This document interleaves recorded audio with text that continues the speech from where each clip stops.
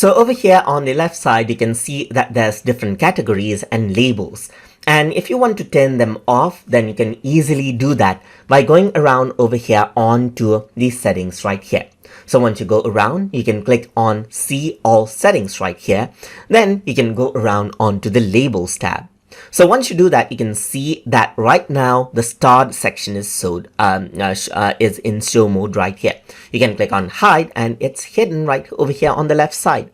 Similarly, you can hide out the snooze right here, hide out everything like sent and everything right here. Then you can see that they slowly goes around and gets hidden right there.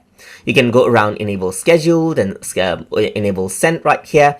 And let's say you want to go around and then show out categories right here on the top or hide it out right here and so forth.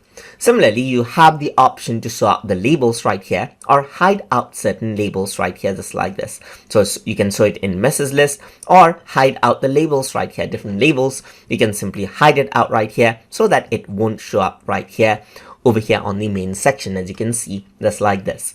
And that is how you can show and hide out the categories and labels inside of Gmail to access the content as you like. So I hope you guys learned something as always. And as always, please like, comment, share, and subscribe.